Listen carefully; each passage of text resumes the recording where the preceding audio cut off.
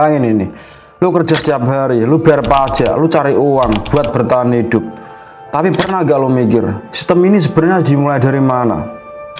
Dari pedang, dari raja, dari perang? Bukan. Semuanya dimulai dari sesuatu yang jauh lebih sederhana, sebuah janji yang ditulis atas kertas. Ratusan tahun lalu, manusia menciptakan surat hutang dan tanpa disadari, itu jadi fondasi sistem yang mengendalikan dunia hari ini. Dari koin ke kertas, ke hutang, sampai ke sistem global. Dan di video ini, gue bakal tunjukin ke lu bagaimana sebuah janji kecil berubah jadi kekuatan yang bisa mengendalikan negara.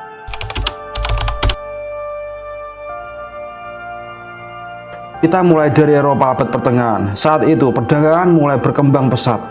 Dagangan dari berbagai kota seperti Florence, Venice, dan Genoa melakukan perjalanan jauh melewati laut, gurun, dan wilayah perang. Masalahnya satu, membawa emas itu berbahaya, bisa dirampok, bisa disita raja, bisa hilang di perjalanan. Akhirnya muncul solusi sederhana. Seorang pedagang di Florence menyimpan emasnya ke bengkel. Sebagai gantinya, dia menerima sebuah kertas. Isinya, saya berjanji akan membayar sejumlah ini. Kertas ini bisa dibawa ke kota lain dan ditukar kembali dengan emas.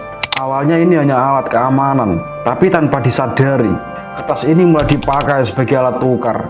Orang mulai percaya bahwa kertas ini sama berharga dengan emas. Dan disinilah revolusi dimulai.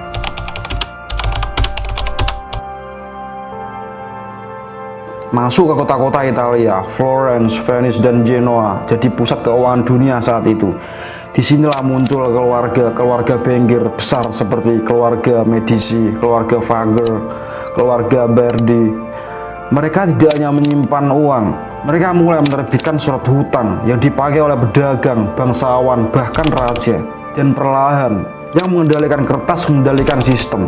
Raja butuh uang untuk perang dan mereka tidak punya cukup emas. Akhirnya, mereka meminjam dari bengkel. Dan sejak saat itu, raja tidak lagi sepenuhnya berkuasa karena keputusasaan mereka yang tergantung pada hutang mereka.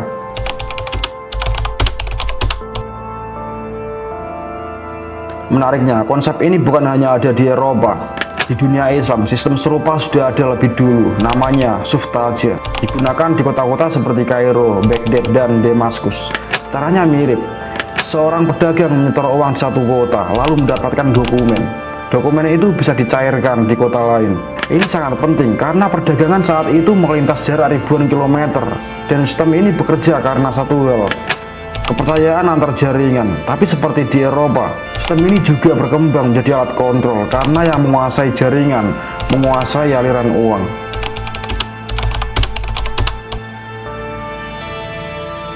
Masuk ke abad ke-16.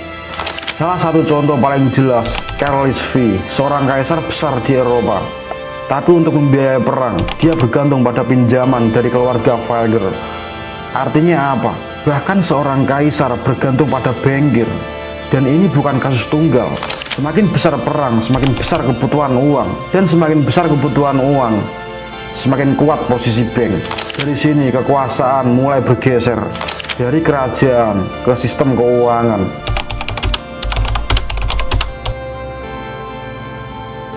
Lalu muncul satu perubahan penting. Bengkel menyadari sesuatu, tidak semua orang akan menarik uangnya bersamaan. Jadi mereka mulai melakukan sesuatu yang berani, mengeluarkan lebih banyak surat hutang dibanding emas yang mereka miliki. Ini dikenal sebagai fractional reserve system. Artinya, kalau mereka punya 100 emas, mereka bisa mengeluarkan 200 bahkan 300 klaim. Dan selama orang tetap percaya, sistem ini tetap berjalan. Inilah awal dari sistem keuangan modern. Uang tidak lagi harus ada secara fisik, cukup ada dalam bentuk klaim.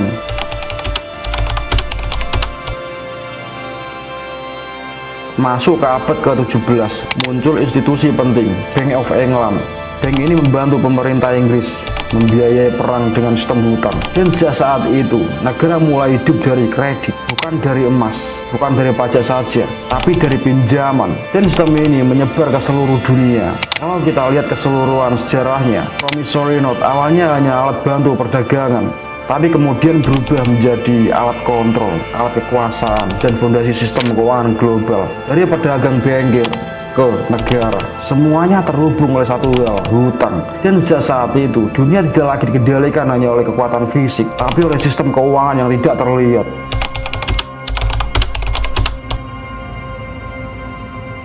Seiring waktu, kekuasaan mulai berubah bentuk. Dulu sebuah kerajaan menaklukkan wilayah dengan pedang. Sekarang penaklukan bisa terjadi tanpa perang, cukup dengan hutang. Begitu seorang raja berhutang, kebijakan negaranya ikut berubah. Pajak dinaikkan untuk dibayar hutang. Perang dilakukan untuk menutup defisit. Perdamaian pun bisa dibeli atau dipaksakan. Dan yang paling terdampak bukan raja, tapi rakyat biasa. Petani, buruh, tentara, mereka yang tidak pernah menandatangani apapun, justru yang membayar semuanya.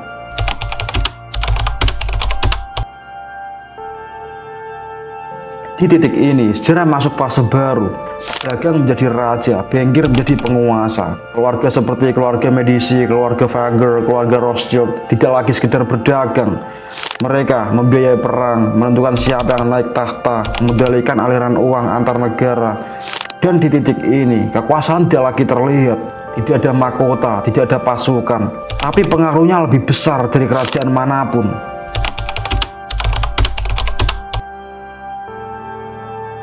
Perubahan paling penting dalam sejarah uang adalah ini. Dari logam ke kepercayaan. Dulu orang tukar emas, sekarang orang tukar janji. Masalahnya, tidak semua janji benar-benar punya nilai nyata. Mulai muncul yang disebut phantom wealth, kekayaan di atas kertas. Uang bisa dibuat lebih cepat dari emas. Kertas bisa diperbanyak tanpa batas. Dan selama orang percaya, sistem tetap berjalan.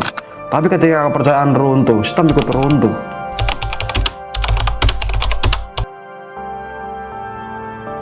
Yang dulu hanya penukar uang di pasar, sekarang berubah jadi institusi besar. Bank bukan lagi tempat simpan uang, tapi pusat kekuatan ekonomi. Mereka sadar satu hal penting, lebih aman mengendalikan raja lewat hutang daripada melawan mereka dengan perang. Kenapa? Karena hutang tidak bisa dilawan dengan pedang, dan bunga terus berjalan tanpa henti.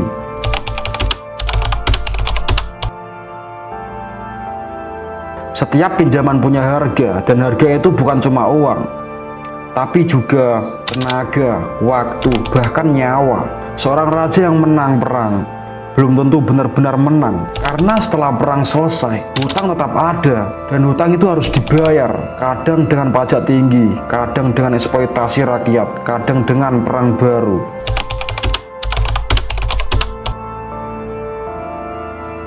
Masuk ke era modern awal, negara tidak lagi mandiri secara finansial. Mereka mulai meminjam secara rutin, bergantung pada kredit, mengelola anggaran lewat hutang.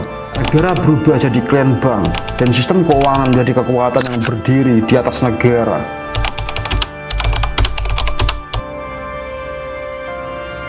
Evolusi berikutnya dari surat hutang biasa menjadi sistem yang lebih besar, obligasi, bonds. Pemerintah mulai menerbitkan surat hutang yang bisa dibeli banyak orang, digunakan untuk membangun infrastruktur, membiayai perang, mengembangkan ekonomi. Tapi konsekuensinya, hutang jadi berskala nasional, bukan lagi individu, tapi seluruh negara yang berhutang. Dan siapa yang bayar? Rakyat lewat pajak.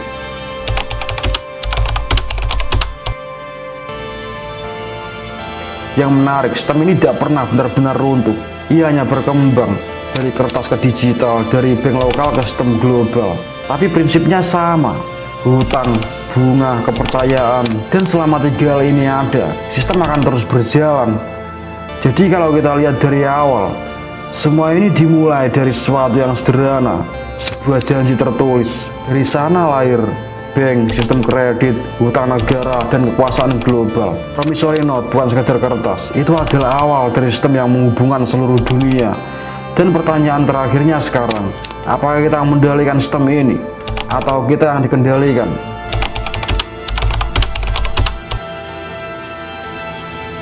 Kalau di awal manusia mengendalikan emas dan perak, maka di titik ini sejarah berubah total. Emas itu berat, sulit dipindahkan, mudah dirampok. Tapi kertas ringan, mudah dibawa, dan bisa dibuat hampir tanpa batas. Disinilah abang mulai menyadari sesuatu yang penting. Kebanyakan orang tidak pernah mengambil emas mereka. Mereka cukup puas memegang kertasnya saja. Dan dari situlah muncul satu keajaiban baru dalam dunia keuangan, mengubah kertas menjadi kekuasaan. Dan tidak lagi sekedar menyimpan kekayaan, mereka mulai menciptakan ilusi kekayaan.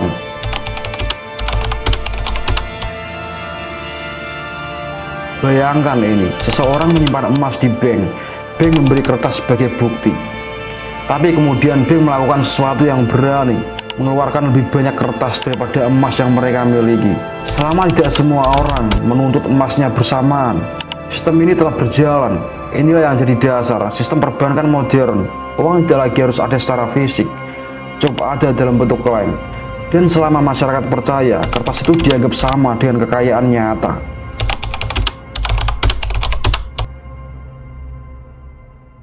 Masuk ke era Renaissance, muncul keluarga-keluarga yang menguasai sistem ini. Keluarga Medici, keluarga Fugger, keluarga Rothschild. Mereka memahami satu strategi penting: pinjamkan uang ke raja, bukan ke rakyat. Kenapa? Karena kalau rakyat gagal bayar, kerugiannya kecil. Tapi kalau raja gagal bayar, kekuasaan bisa berpindah tangan. Perang, politik, bahkan tahta, semua mulai bergantung pada pinjaman.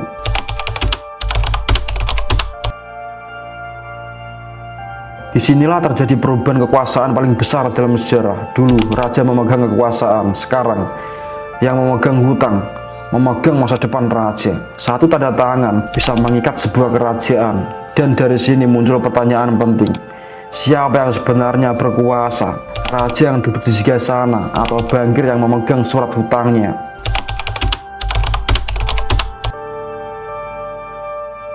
Kita sering dengar kata kredit, bunga, pinjaman. Tapi dalam sejarah, itu semua bukan sekadar istilah ekonomi. Itu adalah alat kekuasaan.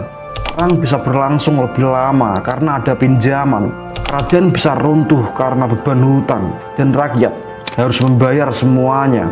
Lewat pajak, lewat kerja keras, lewat kehidupan sehari-hari mereka.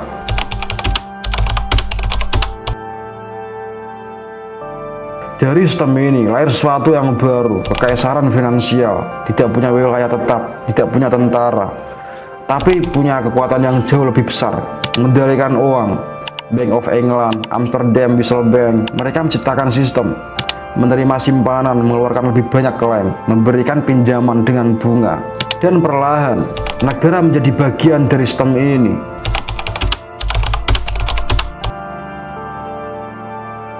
Dampaknya tidak langsung terasa, tapi perlahan masyarakat mulai kehilangan kemandirian.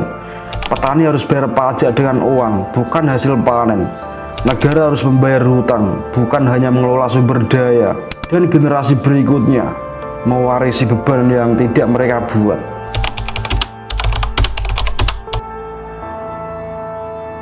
Sebelum semua ini, manusia menggunakan koin, emas, perak, logam. Koin terlihat stabil, tapi sebenarnya tetap dikendalikan oleh penguasa. Setiap koin punya wajah raja, berarti nilai ditentukan oleh kekuasaan. Pajak ditarik dalam koin, gaji dibayar dengan koin.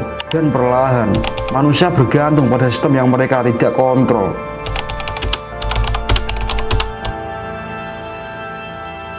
Perubahan terbesar bukan pada uangnya, tapi pada cara berpikir manusia. Dulu orang hidup dari apa yang mereka hasilkan. Sekarang orang hidup dari sistem yang mereka percayai. Petani tidak lagi bebas dari hasil panennya, dia butuh uang. Pekerja tidak lagi bekerja untuk kebutuhan, dia bekerja untuk gaji. Dan di titik ini, ketergantungan mulai terbentuk. Kalau kita tarik garis dari awal sampai sekarang, semuanya dimulai dari janji tertulis, lalu berkembang jadi surat hutang, sistem bank, hutang negara, kekuasaan global. Dari emas ke koin, ke kertas, ke sistem modern. Dan satu hal tidak pernah berubah, kekuasaan selalu mengikuti uang. Pertanyaannya sekarang, apakah uang masih alat manusia atau manusia yang jadi alat sistem?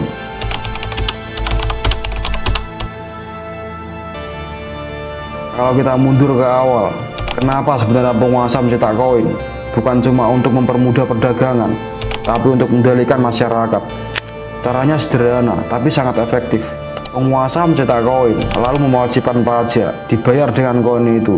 Artinya, walaupun orang punya hasil panen, ternak, atau barang, itu tidak cukup. Mereka tetap harus mendapatkan koin. Dan untuk mendapatkan koin, mereka harus masuk ke sistem yang dikendalikan penguasa. Inilah awal dari siklus. Negara menciptakan uang, negara menarik pajak dengan uang itu. rakyat bekerja untuk mendapatkannya. Uang kembali ke negara, sebuah siklus kontrol yang terus berulang.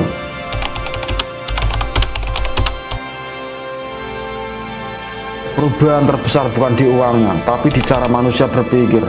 Dulu, orang hidup dari hasil kerja langsung, bertani untuk makan, berburu untuk bertahan hidup, berdagang untuk kebutuhan. Tapi setelah sistem uang dan hutang berkembang, manusia mulai mengukur hidup dengan angka, nilai diri, nilai kerja, bahkan nilai hidup, diukur dengan uang. Dan dari sini muncul identitas baru, membayar pajak, bukan lagi manusia bebas, tapi bagian dari sistem.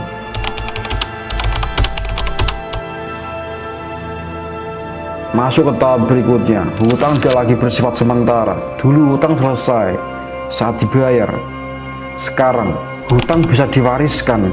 Seorang ayah meninggal, tapi beban ekonominya tetap ada. Negara berhutang dan generasi berikutnya yang membayar.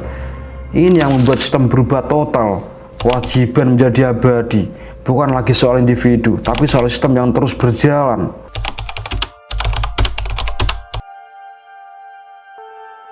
Dalam sejarah, banyak perang tidak hanya soal wilayah atau kekuasaan, tapi juga soal kemampuan membiayai perang. Negara yang punya akses ke kredit bisa bertahan lebih lama. Negara yang kehabisan dana kalah lebih cepat. Karena perang butuh logistik, senjata, gaji tentara, dan semua itu butuh uang. Disinilah sistem keuangan jadi penentu.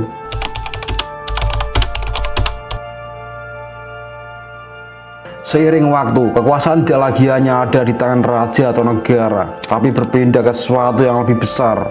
Sistem keuangan, bank, institusi, pasar, semuanya terhubung. Dan keputusan besar dunia, perang, pembangunan, kebijakan ekonomi tidak bisa dilepaskan dari sistem ini.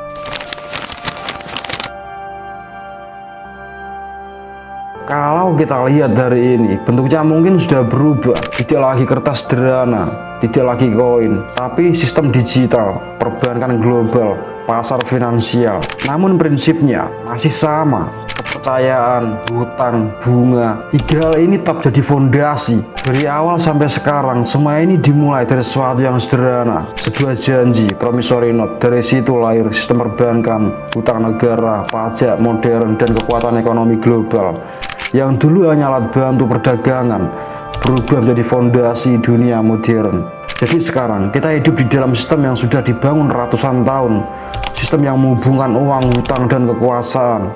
Dan pertanyaannya bukan lagi apakah sistem ini ada, tapi seberapa besar pengaruhnya dalam hidup kita. Karena satu hal yang pasti, sejarah tidak pernah benar-benar hilang, ia hanya berubah bentuk. Sekarang lu udah lihat semuanya, dari awal sederhana, sebuah janji kecil antara dua orang, sampai jadi sistem besar yang menghubungkan seluruh dunia. Dari koin, ke kertas, ke hutang, kekuasaan. Dan satu hal yang bisa kita pelajari, uang bukan cuma alat tukar, tapi juga alat kendali. Pertanyaannya sekarang, apakah kita cuma bagian dari sistem ini, atau kita mulai memahaminya?